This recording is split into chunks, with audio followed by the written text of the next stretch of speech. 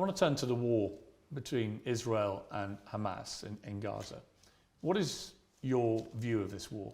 I think when you call it a war, you're doing a disservice to the people who are having their limbs blown off by some of the most advanced technical weaponry on the planet. It is a genocide and it is disgusting. And it doesn't matter which side of the political spectrum you fall on. When you observe a genocide in front of your very eyes, you should be disgusted. Which side is waging genocide? The Israelis are genociding the Palestinians, and you know it as well as everybody else does. That. Well, then it seems like your bosses are not allowing you to know it. What do you think of what Hamas did on October the 7th? Why are you starting the story in the middle, Piers? Didn't. I just asked you about the wider war.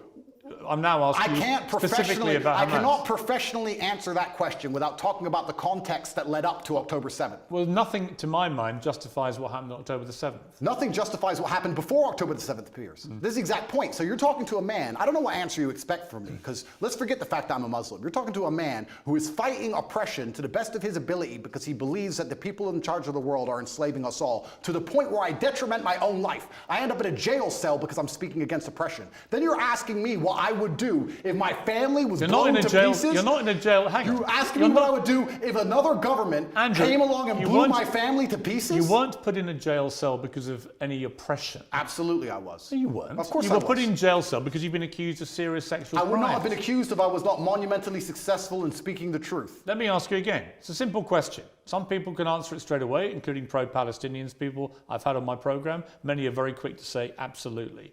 Do you believe Hamas are a terror organization? And that's a very interesting question, but I think you're peddling asininities. Well, just answer the question. Can somebody do me a favor? Google asininities and find out if it's a word. I know what it means. If it's not, make sure it's added to Webster on Top G's orders. Okay. Just, are they a terror group? You're peddling asininities because I'll tell you why, Piers. Let me answer the question. No, I'm not. Of course you are. It's a simple question. That's like me asking... I'll tell you why I asked. Because the UK, where you were born, prescribes Hamas as a terror organization. They also prescribe me as dangerous to children in schools. Let me explain something to you, Piers. You're not prescribed as that. If I were to sit here and say, is stealing wrong? And you'd say yes, and I go, but what if the person stealing is trying to feed their family, and if they don't, their family are going to die? Is it still wrong? You're trying to take a very nuanced and complicated argument and reduce it down to one sentence, which is failure. You're trying to equate stealing with a mob of terrorists breaking over a border, going to peaceful... Is that what Israel did? Wait a minute. A mob of terrorists breaking over a border and killing people. Is that what Israel did? Going through a border on October the 7th. Oh, October the 7th. Massacring young people at a festival, massacring families in their homes in a kibbutz, setting fire to them, cutting their heads off, killing babies. Oh, killing 40 babies. That was true. Well, fine. Were the babies vaccinated? Why are you being flippant? I'm not being flippant. The point I am making... I don't find that funny. No, but the point I am making is that the media lies, firstly. Secondly... I can ask you about different things at the same time, right? Sure. So I'm asking you, first of all, specifically, what is your reaction to what happened on October the 7th? Sure. I'll answer the question professionally. I do not condone the loss of human life on either side. I think anybody doing anything which directly damages civilians is disgusting and abhorrent. However, I would be an amateur if I could not sit and pretend I do not understand the motivations behind either side. This is not even me taking a side. I understand why Israel is doing what it's doing. I understand why Palestine is doing what it's doing. However, I still call the Israeli actions absolutely abhorrent and genocidal. Okay, we're going to come to Israel's actions, I promise you. We will ask that question specifically. But in terms of what Hamas did on October the 7th, do you accept that was an act of terrorism? It's an interesting question because once again... It's not really. It is. It's a very straightforward question. Because you're the person who would have called Nelson Mandela a terrorist while he was still in jail. And one person's terrorist is another person's freedom fighter. I wouldn't have called him that. For me to answer the question... Yes, you would have. For me to answer the question, I have to be very professional, Piers. For me to sit on the outside in Romania with no personal involvement in Israel-Palestine, it's easy for me to say, yes, it was an act of terror. However, if I was in Gaza, if I was in an open-air prison, if my family had been annihilated by bombs from the sky, if everybody I knew had suffered the loss of a loved one, if I had no chance of any kind of freedom or democracy or standard of life, would I believe it was an act of terror, or would I believe it's an act of resistance against oppression? You have to be very careful how you answer these questions. So what do you think? I think I understand what happens when you take people and put them in such an inhumane condition. For anybody to sit and say that you're going to take people and put them in absolutely inhumane conditions and give them no standard of life, and they're not allowed to ever fight back, or they are terrorists. But I can agree with you. Anyone who does that is an amateur. I can agree with you that the plight of the Palestinians for many decades has been absolutely shameful. So what did we think was going to happen, Piers? No, nothing justifies what happened on October the 7th. So what are they supposed to do? Nothing. So what are they supposed to do? That was an act of medieval barbaric terrorism. Nothing justifies it. Did they suffer acts of medieval? Your attempt to try and equivocate. Did they suffer acts of medieval barbaric terrorism before that date? Yes. And it's unfortunately an eye for an eye in this world. Tell me, I'm not condoning. I'm being a professional and answering to you why it happened. Give me one example of where Israel, without any provocation, went into... a specific question. Went into Gaza and massacred 1,500 innocent people, cutting their heads off, taping and boasting about what they'd done back to their families in Israel, kidnapping Holocaust survivors, bringing them, they wouldn't have, of course, done that in their case, but kidnapping old grandmothers and bringing them back to Israel, kidnapping babies, kidnapping children. When has Israel actually gone in and done something of the scale of October the 7th? There's literally endless examples of that. Give me one. In 2014, they were bombing civilians. You know what, Piers, let me tell you something. I'm not talking about, well, they were categorized as retaliation for rocket strikes, and there's an arguable point. As there is, for example, I'm vehemently against the expansion of the settlements on the West Bank. I think there are legitimate questions about the proportionality of Israel's response here. But in terms of what Hamas perpetrated on October the 7th, there is no instance of Israel doing that to the people of Gaza. And you have to accept that. If you don't accept that, you're either deluded or you're deliberately not wanting to say the obvious, which is that was an act of terrorism, because you're concerned about upsetting people in Palestine. Is that the case? Let me go back to my first point when I said you're peddling asininities. The reason I said that is because to look at a situation, no matter how heinous, and to ignore all of the context and pretend that you do not understand why said situation happened Nothing justifies terrorism on that scale. Nothing. Is asinine. No, it's not. Because it's not about justification. Let me tell you why. Piers, it's not about justification. Let me tell you, it's about understanding the realities of the world. Let me tell you the reality of the world. Hamas came to power in 2005. Hamas's initial founding charter made it clear that they are for the eradication of Israel. And on October the 7th, they proved what that means is they will kill every Jew they can get their hands on. They are an existential threat to people in Israel and to Jewish people. And that is, I'm afraid, the purest personification of a terror group. I also think by doing what they did, as they have done since 2005, they weren't representing innocent Palestinian people in Gaza. Who are suffering now. They knew, yes, but Hamas knew when they did what they did that Israel would respond the way they did and that thousands of innocent Palestinians would get killed. They knew that, and they still did it. So my question for you is, why can't you, which is my position on this, is very straightforward. What Hamas did was an act of terror, an absolutely despicable act of terror, and should be called exactly what it is. And they are now demonstrably a terrorist group. That is why they were rightly prescribed that by the UK and America and other countries. And to try and pretend they're not makes you sound like Jeremy Corbyn. And I can't think of a worse insult to throw at you, right? So I don't think me and Corbyn agree on that. But I also think there are legitimate questions to come about the way Israel's responded. We can come to that. But I just want to ask you one more time. Is what Hamas did on October the 7th an act of terrorism? I think, Piers, it is peddling asininities for you to pretend that enslaving people... You sound like Jeremy Corbyn. No, let me answer the question. 15 times he refused to answer the question. Let me answer the question. You're now up I'm to not about... refusing. You're now about 3 or 4. If you look... Are they a terror group or not? They're one team's freedom fighter, and they're deemed a terrorist What do group. you think? I think that if you lock people in an open-air prison and steal their land, they're going to retaliate. So they're not a terror group? I think they're going to retaliate. They're not a terror group? One team's terrorist is another team's freedom fighter. Okay, we're now up to fighter. about 8. Are they a terror group? And also, another thing I want to make clear to you, Piers. Only Jeremy Corbyn has done this. Done what? Refused to answer the question. I think that what they are doing is seemingly deemed an act of terror by the people that the terror... Don't use weaselly words. They're not weaselly. Of course the Israelis think they're a terror group, and of course the Palestinians think they're freedom fighters. It's stupid that you're asking the question. Most of the civilized world thinks they're a terror group who committed an act of terrorism. It's not difficult. What they did was an act of terrorism. And I think that if Israel continues to conduct acts of terrorism on the Palestinian people, they're going to do nothing but strengthen the reaction. Well, that's a different conversation I'm about to have with you about Israel's response. But before I get there, one more time, is Hamas a terror group who committed an act of terrorism? I think that when you lock people in an open-air prison, you're going to have to expect you're not going to retaliation. No, because I have to... There's people who are... First things I want to say, Piers. If you don't mind me saying, I think it's spineless. Sure. I do. That's fine. You sound like Jeremy Corbyn. Well, that is an insult. Did you see my interview with him? No. Right. 15 times last week, I asked him the same question. 15 times he prevaricated and wouldn't answer. Eventually, when someone does that enough times, you know what they really think. Okay. You don't think they're a terror group. Well, let me answer. You don't think they're a terror group. No, what I think is this. On certain Because I'd be really curious what you think an act of terror is if it's not massacring 1,500 innocent people, it's not including Holocaust survivors, Piers. kidnapping babies, decapitating people, cutting their limbs off, raping women. Yeah, talk about missing limbs. We're going to talk about that when we talk about We what Israel are, have done. but when we get there, it'll be in the context of you not admitting that was an act of terror. Well, let me answer the question for the final time. I am a realist. And as a realist, sometimes you do not come to the conclusion of labeling good guys and bad guys. The world is not black and white. Hamas are bad guys. No, the world is not black and white. The world is actually very gray. Anybody who sits and thinks there's clearly a good guy, there's nothing grey about what Hamas did, and clearly a bad guy does not understand how the world works. And as a realist, what you do is you look at scenarios and you understand why they happen, how unfortunate they are, how unfortunate the loss of human life is, how civilians die on both sides, how innocents are dying in a chess game played by the elites on both sides.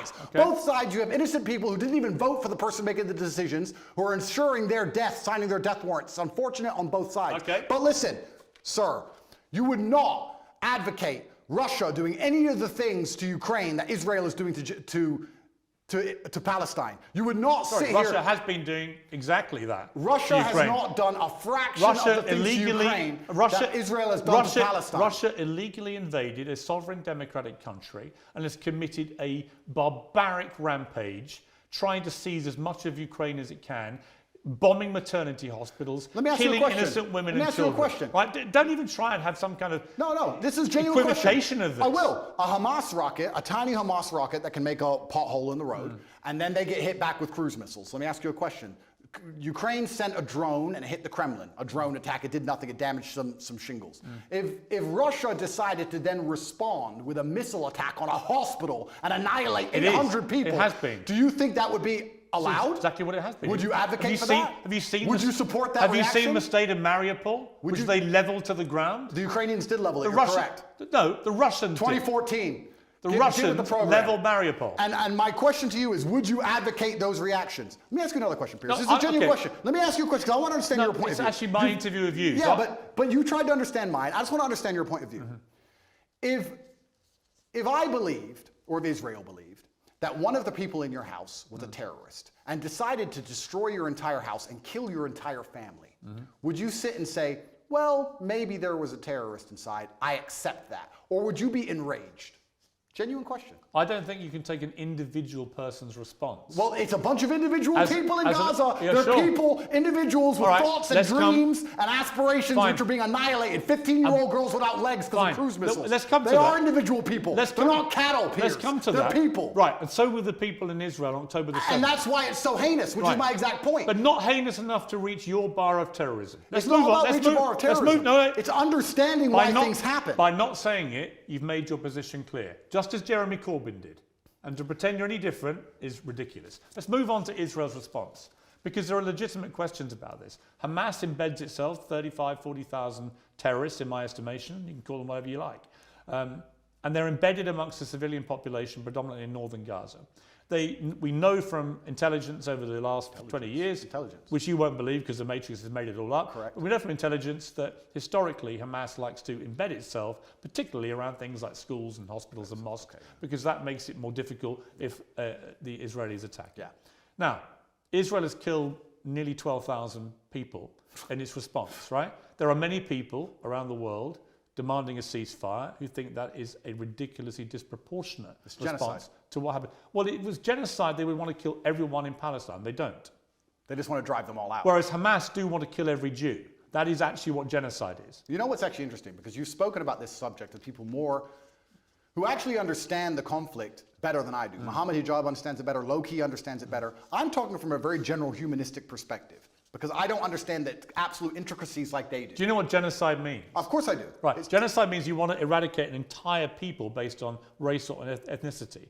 Israel clearly doesn't want to do that to the Palestinian people. Clearly not. If it did, it wouldn't tell a million of them, as it turned out, who moved south. Now, there are arguments about whether to attack them as they moved. Well, some people got hit as they moved. Oh, some people got hit. Yes. Some people got hit. You know what, You know Andrew? what happens? You know what, Andrew? Wait till it's your son, son. You know what? Wait till it's your son. I agree. And you know what, Andrew? War is horrific. It's horrific. The question is it a just war for Israel to go after Hamas? And if it is, and you believe as I do, Hamas has to be got rid of, how do you do that? If you don't do it the way Israel is doing it, how do you get rid of that terror group? Now, you won't agree with anything they're doing because you can't even categorize them as a terror group. No, the reason I won't agree with them is because I'm a human, Piers. And please let me answer this without being interrupted. You didn't answer my earlier question for a reason, because you knew that you couldn't answer it without proving my point. The question about the fact that if they decided to cruise missile your house because they thought somebody inside was a terrorist, you would not accept the loss of your family that you have raised. You would not accept that. Of course I wouldn't. Okay, absolutely. So let me answer this as a professional. What's funny is I'm a humanist. Like I said, a professional what, by the way? The professional. Please let me answer. Let me answer. What are you? What are you thinking? You say you're thinking of professional, and I'm talking about this from a humanistic perspective, right? And like I said, you've talked to people more knowledgeable than me on the details of the subject. Right. Listen to me very carefully. I thought we lived in a democratic society. You just said 35,000 Hamas terrorists, and this is the thing that's most upsetting to me. This is what genuinely upsets me. Israel intelligence will say a guy's a Hamas terrorist. Has that guy gone to a court of law? Has there been a democratic process? Has he been proven to be a terrorist? No. They've just decided from their intelligence that couldn't see an invasion coming from hundreds of miles away. So this intelligence is actually no. It's not great. No. So they've decided this person might be an intelligence without court case, without any kind of democratic process, and because of that, they've decided to annihilate civilians along with him, and it's all just collateral damage, and nobody should care. That is not a humanistic perspective, and that is disgusting. And any person in the West who is advocating for that is a hypocrite. Because if it was turned on them, if the American government said, we think the person in your shopping mall, one of the people you were shopping alongside in the mall, might have committed a crime. We didn't take them to court. We think they might have, so we killed your whole family. Get over it. So the last time is a clown and a hypocrite. So the last time, what do you expect full-grown men to do? I'm about to respond. What do you expect full-grown men to do when you kill all of their families and leave them locked in an open-air prison? Let me respond. The last time that Jewish people faced an existential threat was in World War II. And the Nazis, who wanted to take over the world and kill every Jewish person, the Nazis were ultimately defeated by Winston Churchill leading the Allies. And Winston Churchill, in the process of defeating the Nazis, killed a lot of German innocent civilians in the process. Do you think that was justified? Let me ask a question. Was it? Well, no, I asked the questions. Was it justified? Sir, I believe, and let me just get this right in my head. Yeah, think about it. No, I don't need to think about your question. I believe that the Nazis, which were obviously heinous, I'm not advocating anything they did, it's disgusting, the Nazis. I'm glad we beat them. I'm actually a huge Were they terrorists? fan. Yeah, they were. Right. So I believe that they were... So when you massacre Jewish people, you're terrorists? Except when you do it in Israel. When you try and conduct genocide on a populace because you don't want them on land you say is yours, then you are terrorists. It's exactly what Hamas did on October the 7th. Exactly what Israel had did before that. So you've literally just described what Hamas do. You just described what Israel do. They're trying to genocide the Palestinians as we speak. And this is the exact point. So Israel... No, but to sit here... Hang on, so you think Israel are terrorists? I think that what they're doing now is disproportionate and genocidal. Is it terrorism? It's genocidal, so I guess that makes it terrorism. It's genocidal. So they're terrorists for responding to an act of terror, but the people who committed the act of terror are not terrorists. The way in which they're responding... You see the problem in that argument? No. Really? Piers, what they are doing now... Slaughtering 1,500 people in the way they did it is not an act of terror by terrorists, but a response from the people who are on the receiving end, rather like the response of the Allies in World War II to what the Nazis did. That apparently is the only act of terrorism. Didn't you say 12,000 people the Israelis have killed thus far? Yes. I saw a video of a 15-year-old girl with no legs begging to die. Yeah. She was begging to die saying, I have no future because my parents are gone or my legs are gone. It's horrific. I have no future. No, but you say that, right? You talk about numbers and statistics and you say a few people got caught. You don't think of Gazans and you don't think of as Muslims and Palestinians as individual people. Oh, yes, I do. No, you don't. Because if you did, you would not be happy with what's happening. Don't you dare say that about me. Well, okay, then don't group them together in numbers. No, they're not numbers, they're I've spoken people. for many years about the plight of the Palestinian people. I think it's outrageous that Israel has any control over their ability to function with water, with fuel, with other energy, and so on, and food, and so on. That's interesting. It so is wrong. If you were in Gaza as a Gazan male of masculine fighting age, and you believed the things you currently believe, what would you do about it? I'm just asking. You know what? Nothing justifies the terrorism we saw. I never said you'd be a terrorist. I'm asking what you do. No. I understand why people in Palestine feel oppressed. I understand why they want freedom. I understand why they want the same rights as the people in Israel. Then here's a perfect... On that we agree. Absolutely, we agree. But nothing justifies what happened on October Well, the 7th. here's where we disagree, Piers, because as a professional, when we both agree on the point that the people inside of Gaza are being oppressed and that their life is being detrimented and that they have no way of getting out, Yes. we, as a professional, And I do agree with that. I understand pressure cookers explode. You're pretending they shouldn't. You're saying that they should never explode. Nothing bad should ever happen. saying nothing justifies terrorism. We should just be allowed to subjugate them No, for no. endless years and nothing happens. No. And I'm a realist to understand that pressure cookers explode. No, you're not. And that's what No, happens. you're not. We need a solution to the problem or it Actually, will continue to happen. You're not a realist because actually you are not accepting that what they did on October the 7th was an act of terrorism by terrorists. You won't accept that. You think actually they're freedom fighters doing some kind of resistance. And I say that is ridiculous and shameful. That's the difference between us. I understand that pressure cookers explode, Piers. Right. So you think it's perfectly reasonable what happened there? I don't think it's reasonable. I think it's a shame. Natural consequence. I think it's a shame. A shame. That's it. I think it's a shame that we're living in the world now where people are reduced to basically suicide to try and fight for freedom for their families if they have one left, because they all committed suicide. Those men who did that. Well, the Because Hamas- they didn't have a chance of survival. I think when you Well, oppress, that's because they believe that they're martyring themselves and no, going to it's a 'cause better when you life. oppress people to the point where their family's dead and they have nothing to live for, and I think that's a shame. So do you support Islamic fundamentalism? Absolutely not. Do you support an Islamist ideology? Absolutely not. Right. What I support. So why do you support Hamas? I support justice in Do the you support universe. Hamas? I support justice in the universe. Do you Piers. support Hamas? No.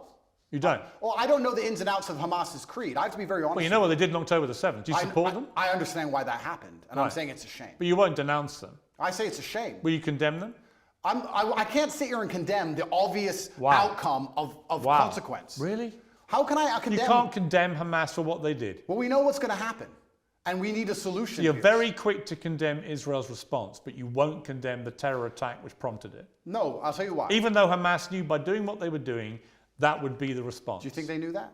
Of course they knew that. You think they knew the Israelis? They did it quite deliberately. You know why? Because they were funded and supported by Iran. They didn't like the fact that Israel was normalizing relations with a bunch of Arab countries, from the UAE to Bahrain to Morocco, and then coming down the line was going to be Saudi Arabia. That was a threat to the Iran view of what should be happening in that region. Iran are the ones who support and fund and arm Hamas, and they clearly, in my estimation, it hasn't been properly established yet, but clearly Hamas couldn't have done this on their own. They've done it with support from Iran, and they've gone and committed an act of such heinous atrocity that they knew what the response would be, and that means that they sentenced in that moment not just 1,500 people in Israel to death in the most appalling manner possible, but they also sentenced to death thousands and thousands of innocent Palestinians, including many innocent children, because half the population are children, and Hamas knew that was what was going to happen. So my question is, how can anyone think that Hamas is a force for good for the Palestinian people? They are a force I said they're for evil. unfortunate. No, I didn't say they're a force for good. I said it's a pressure cooker and it's a shame. But you won't even condemn them. Let me ask the question. Do you think if we gave the Palestinian people basic human rights, that Hamas would find it more difficult to recruit new soldiers? I think probably if we treat them like humans, this won't happen. So we agree and let's move on. I think there's a real danger in the scale of Israel's response that you radicalize a whole new generation of Palestinians. I think that's a real danger. So by the way, I've said that. We can agree on that. So perhaps it was Israel's actions before October 7th that radicalized the soldiers who invaded. So you agree with me. So let's move on. No, I don't. No, nothing justifies what they did. Let me ask you about the reaction that you've had from certain people who I think at one stage you had a good relationship with. Sure. One is Jordan Peterson, and the other one Ben Shapiro. Let's talk about Jordan first. Sure. You've had a bit of a to and fro with him, but what is your view of him? I think Jordan and I actually agree on many issues. I think the enemy of my enemy is my friend. I think we have a lot more in common than we have that we disagree on. We have different views of the world on certain things. I think we approach him from different places. He's far more in his mind, whereas I live in more in a physical realm than he does. I have nothing against Jordan. I don't dislike him. I do find it, and I must be honest, a bit disingenuous and hypocritical that he speaks mental strength and then ends up addicted to an antidepressant. I don't think he should ever take antidepressants ever. I've been through worse than what he's been through, and I didn't take a single drug. However, I have nothing against the guy. He says very intelligent things, and I'd be interested to argue with him or discuss or debate with him, but I think we'd actually agree on most points, to be honest with you. I don't think he may be unhappy with somehow how I've lived my life and some things I've done, but we've already discussed the fact that I come from the lowest income area of the UK, and most people around me were selling drugs, so at least I didn't do that. So I'm not going to allow somebody who's a professor at a university who's had an easy life come along and tell me how people from the streets should survive. You have to find a way out. Let's get rich or die trying. But I have nothing against the guy. I just think that he's been a bit hypocritical. And then, truthfully, the only time I've been genuinely a bit appalled by any of his actions was the tweet he made on Israel-Palestine when he said, "Give them hell." I know that's an easy thing to say, and it's an expression that people use and they throw it around flippantly. But I think when you actually wish hell upon other human beings, I think it's a disgusting thing to do, because hell is that 15-year-old girl with no legs and her parents were dead. Well, hell and when is, you see her crying her eyes out, begging to die, that is hell. And I don't think you should genuinely wish hell on anyone, Israel or Palestinian, anyone. I'm a humanist. I don't want anybody to die. Well, he did. When he was wishing hell on an entire population, he did express regret for the way he phrased it. And he should, and he because it's disgusting. I've not wished hell on the Israelis. I've not wished hell on the Israeli state. I don't want any Israeli civilian to go through what that 15-year-old Palestinian girl's going through. Not a single one. He said about you, Jordan Peterson, I'm not particularly happy to be grouped with Andrew Tate. I think there are some elements about what he does that are quite reprehensible. I'm sure he has. I don't know everything he says, and he may disagree with some of my point of view. As I said, I have nothing against him. I don't think anything he says is particularly wrong. I think that he's hypocritical because of the antidepressant problem, and I think that the fact he wishes hell on other humans because he gets emotionally involved in a conflict, which within 2 minutes of it sparking off, he's wishing genocide. I think that says a lot about his personality. But overall, when he speaks at length, a lot of the things he says are pretty well thought through and pretty constructive. I have nothing against the guy. Let me turn to Ben Shapiro. He said, "Let me assure you, as someone who's not pimped women and bragged about it, that morality requires that those who rape women and kidnap women must be eradicated, not negotiated with." He says, on my show, I won't be lectured on morality and toughness by Andrew Tate. His great idea of toughness and morality is pimping women and bragging about it on air, and then trying to quasi-walk it back while simultaneously maintaining many of the same positions and flexing his biceps. Listen, everyone should be able to tweet whatever it is they want. I'm all for an open discourse, even with people who I think are dead wrong on a lot of issues. But Andrew Tate is dead wrong on a lot of these issues. And the particularly ridiculous posturing about being yes, you're very tough when you want people to make peace with terrorists who've just murdered their children, very, very tough. What do you say to that? So Ben is a warmonger. Ben has been wrong on basically every single issue you can name. He was with you with the vaccine and every other war. Ben is always calling for other people's young men to go and die in some war. He seems to love it. I don't know if he has short man syndrome, but he's always behind his desk calling about how important it is that big, strong men like me go and die. And the reason he tweeted that and said that is because when Hamas and Israel, at the very early in the conflict, I think it was 3 days in, were discussing possible peace talks, he tweeted, "No, absolutely not, fuck them, kill them all." And I said, Ben, as a man who's done his own fighting, because I've had a life of pain and violence, listen to me. Peace is always worth a conversation. What I said is that we should always be prepared to at least discuss peace. He, because he's a warmonger, said, "No, peace is not worth a conversation. You're this, you're that, da-da." Because he's always sitting behind his desk. He must have a booster chair, and he's always running his mouth trying to invoke violence and call for war. And I find it kind of hypocritical, because a man who's so small he would die if he was slapped on the street, sitting behind a desk and screaming for other people to be annihilated, I think is kind of, it's worse than hypocritical. It's insane. I believe if he was sitting here listening to this, he would say that what he's screaming for is for Jewish people in Israel to defend themselves. And he's a Jewish man. All Ben does is call for war. And I agree. Defending yourself. That's not all he does. That's all he does. And calling for war and defending yourself is very different than genocide. And Ben, like I said, overall, most of Ben's worldviews and mine probably align. We don't align on the religious sect, and we don't rely on the religious points. Fine. But our overall worldviews about how society should function probably align on many of the key issues. I don't have a beef with Ben, and I don't watch his show, and I have no idea what he talks about a lot of the time.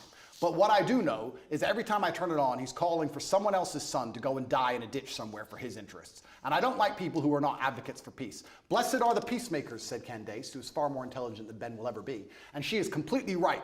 He replied that rhetoric, starting an argument with me, when I said we should talk about peace. I say we should talk about peace. He calls for the death of civilians, and somehow we're asking why my point of view is seen as abstract. It's insane. Why can't we all just sit down and say the fighting must end? Why can't we do that? Why can't we sit and say, nobody should be dying, let's stop using the most advanced military weaponry on the planet to blow the limbs off children? Why can't we say that without being deemed some kind of terrorist sympathizer or anti-Semite? It's insanity. Trump came along and didn't start a single war. He's the only one who didn't. And they're going to come along him and make him a bad guy. When a new president comes in, it's just endless war and death and killing. Have you seen a dead body, Piers? Have you seen people lose a fucking limb? It's disgusting. I know what's happening over there. Have you seen that? I don't need to tell you about the parts of my history that I'm not prepared to share, Piers. You've seen people... I said it to Ben. I said people who have done their own fighting and seen their own violence and have seen people bleed out in the street from a stab wound are not going to be so smart and so quick to sit behind a desk and call for the death of innocent people. It's disgusting what's happening. I don't want anyone to die on either side. And when I come along as a peacemaker and say, this is insane, because he's a warmonger, because he has chosen blinkers and sees one side of the argument and refuses to accept the humanity of Palestinians, he says I'm a bad person for calling for peace. Well, you know why? Because he'll probably listen to this interview and say, this guy can't even describe Hamas as terrorists.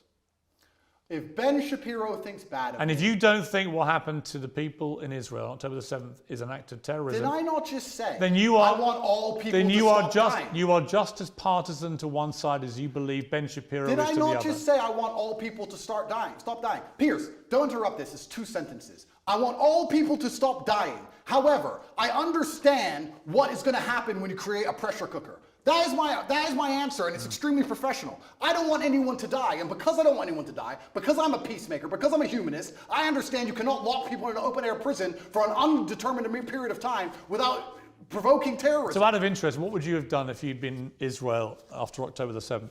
That's a really interesting question, and I think there's people who are more qualified than me to answer. Given that Hamas last week said, we're going to try and do the same thing again and again and again, what would you do to defend the people of Israel? Good question. They have the Iron Dome, which is largely effective. I think that their border security is usually effective. It's very interesting that it wasn't on this So you would day. say they would do nothing then, other than tighten up security? I think if I was truthfully, I'll answer the question. If I was truthfully in charge of Israel, I would have found out how our border was penetrated. I would have made sure that was impossible to do. I would have had large conversations and discourse during that period, which would probably take weeks to ensure that my border was impenetrable because we were at no genuine threat of a repeat attack. And then I would make it clear that there will be some repercussion unless we can come to peace terms. I don't think Hamas doesn't want peace. Of course not. But I'm saying that's their fine. stated position. Of course. So does it mean okay, peace you're with asking Hamas? what I'd do. I would have found out. First things first. I'm a man. So first things first, you fix the problem. Okay, our border's been penetrated. How do we make sure that doesn't happen again? Sure, How did it happen? Internal investigation. Of course. Let's make sure the border's secure. Now our civilians are safe. Our civilians are safe, which buys us time. Let's have a conversation and see if we can actually reason with Hamas. If we can't, then there might be some military intervention. Then what? But there certainly wouldn't be bombing hospitals, cruise missiling refugee camps. There wouldn't be any of the things that's going on now. Absolutely You not. wouldn't try and attack the people that No, did it. because this is a rushed and emotional response. And that's what I would have prevented. I would have made sure as a man I didn't make a rushed and emotional response. So you'd be more like Neville Chamberlain, trying to do peace with the Nazis and Winston Churchill trying to kill them. Well, yeah, that's an interesting question. You're an appeaser, not a warrior. Well, I still think I'm a warrior, but I think that when you're a warrior, you have to be very capable and... But that's what Neville Chamberlain's view was. We should do peace with the Nazis. You have to be very understanding of your power, and you have to use it responsibly. And just like I said earlier, when I'm trying to be responsible about what I say to the young men of the world, I would understand as Israel, I must be responsible with my massive military might to make sure I don't kill civilians. And I would sit and try and make a measured response, and I'd be a professional, and I would consider them human beings, and I would secure my border and try and come up with a plan better than, oh no, I'm mad, I'm emotional now, let's go kill everyone. I think that's the wrong response. Correct. I don't think that's the right thing to do. We've spent a long time talking. You're going to find out at some stage today or in the next few days whether you're going to get your possessions back. That'll either happen or not happen. But then there's likely to be a trial, and that will determine how you spend the next 10 years of your life, almost certainly, which is a sobering thought for anyone. When you look back on the whole arc of the last few years, you know, you've expressed some regret because of your turning to Islam, your change in your philosophy from a religious perspective. You've acknowledged that some of the stuff you used to do was immoral. Do you look at the journey you've gone on here and think that in a way, notwithstanding the matrix and everything else, that maybe you yourself could have done things differently to avoid being in this position? Absolutely. I'm a man and I take absolute self-accountability. You have to, as a man, your superpower is looking in the mirror and understanding everything that happens to you, both good and bad, to a degree is your fault. It could have all been influenced. I could have avoided all of this. I could have avoided the Matrix attacks, I could have avoided jail cell, if you don't let me use that term. I could have avoided all the negative press. I could have chosen to work in Starbucks and just stayed a nobody. I made choices that put me in this position. I take responsibility for them. I said things on the internet in a satirical way on videos that got 110 views when YouTube was brand new that I did not expect to become the most viral videos in the world because I didn't expect to become the most famous and known person on the planet. That's all true. I'm not saying I have no part to play in any of this. However, I can still say that I'm completely innocent. I can still say that it is only my fame and notoriety that has inspired the prosecution service to try and even put me in jail in the first place. I can still say that there's some unfair policing in the world depending on your political views. I can still say all of those things while accepting absolute responsibility for the situation I am in. Andrew Tate, thank you very much. Thank you, sir.